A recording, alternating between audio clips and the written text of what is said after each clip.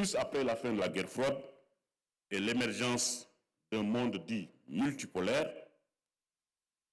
un regain significatif du multilatéralisme a vu se multiplier les opérations de maintien de la paix des Nations Unies, sur le continent africain en particulier, où vous avez les plus importantes opérations aujourd'hui de maintien de la paix. Les plus importantes opérations de maintien de la paix des Nations Unies se trouvent sur le territoire africain. Et paradoxalement, dans l'espace francophone. Je pense à mon pays, la Centrafrique, je pense à mon ami Anadif, au Mali, je pense à la MONUSCO. 3 pays francophones où vous avez les opérations les plus importantes, parmi les plus importantes des Nations Unies. Les interventions africaines, comme extérieures, sont d'autant plus sensibles que les forces militaires en présence possèdent des statuts et des mandats différents qu'il s'agit d'articuler dans une perspective de cohérence et d'efficacité. Hier, le président Macky Sall et le président de la Mauritanie sont interrogés sur la question des mandats des opérations de maintien de la paix. Il y a un débat tout à fait actuel, et même aux Nations Unies. L'interrogation sur la question des mandats se pose et fait l'objet d'une réflexion permanente. Est-ce que les mandats sont pertinents? Est-ce qu'ils sont actuels? Est-ce qu'il ne s'agit pas de mandats classiques qu'on veut imposer à des situations tout à fait nouvelles de lutte antiterroriste? Il s'est agi parfois, pour parler de la RDC, d'un changement de mandat où le Conseil de sécurité a eu à autoriser la création d'une brigade qui a permis de défaire le M23. Alors, les forces européennes et internationales sont généralement déployées pour des actions ciblées d'élimination de figures terroristes, comme en Irak ou en Syrie, ou d'interposition et de sécurisation dans le cas de certaines opérations de maintien de la paix.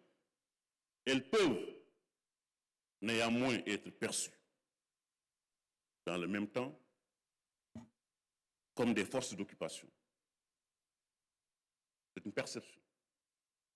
Et parfois, les perceptions sont plus fortes que les réalités. Elles possèdent par ailleurs des capacités matérielles et tactiques supérieures, mais inscrivent leur action dans un principe de subsidiarité pour pallier les manquements, dit-on, des forces africaines. Plus largement, la multiplication des missions et leur efficacité controversée pose le problème de leur financement, en particulier depuis les fortes oppositions de certaines grandes puissances au financement des opérations de maintien de la paix. Aujourd'hui, les budgets des opérations de maintien de la paix décroissent et continuent à décroître. Ma sœur Bintou, qui s'occupe de ces questions auprès du secrétaire général, le sait. De plus, ces défis à relever s'inscrivent dans un contexte multilatéral difficile sur le continent africain, marqué par l'engagement militaire d'acteurs extérieurs, tant dans les opérations de maintien de la paix que dans des interventions ou des coopérations militaires bilatérales. Leur présence se fait ainsi de plus en plus en ordre dispersé et les initiatives pour la paix font l'objet de concurrence renouvelée. De nouveaux acteurs se sont déployés et développent leurs influences, parfois en fonction de leurs intérêts propres. De fait, les tendances au multilatéralisme sont désormais contredites par de nouvelles formes de rivalité et de confrontation entre les grandes puissances, marquées par leur volonté de faire valoir en priorité leurs intérêts dans les enceintes multilatérales aux dépens parfois d'une véritable coopération internationale. Alors que sécurité intérieure et sécurité internationale se confondent et rendent difficile à concilier la souveraineté et la paix, le retour du nationalisme et l'affaiblissement des États ont empêché le multilatéralisme de progresser et de s'imposer dans le domaine, par exemple, de l'économie, dans le domaine du commerce et de l'environnement, aussi bien que dans celui, aujourd'hui, de la paix et de la sécurité. Faudrait-il pour autant en déduire une crise du multilatéralisme quand on sait que toutes les réponses aux préoccupations sécuritaires dans le continent sont conçues dans un cadre multilatéral au plan formel?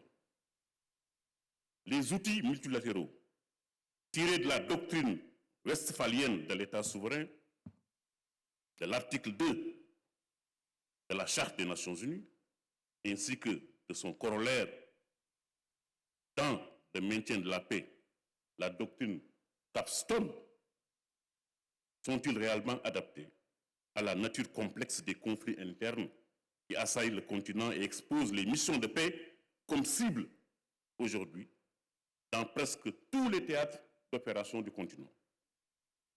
Sinon, jusqu'où sommes-nous prêts à utiliser les rouages du multilatéralisme pour promouvoir le développement progressif de la sécurité collective, tant au niveau global, régional que sous-régional?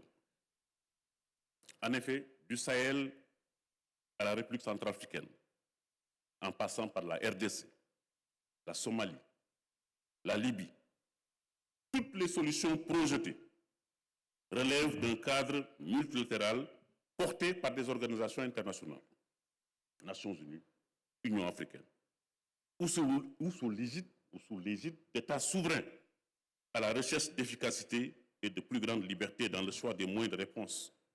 Je donne l'exemple du G5 Sahel.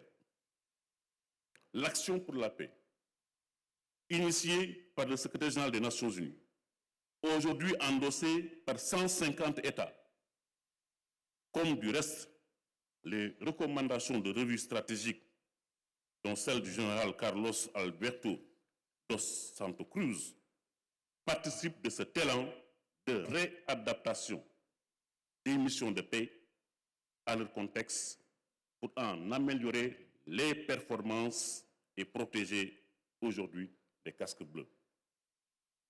La question de la performance des missions de paix également se trouve aujourd'hui posée plus que jamais.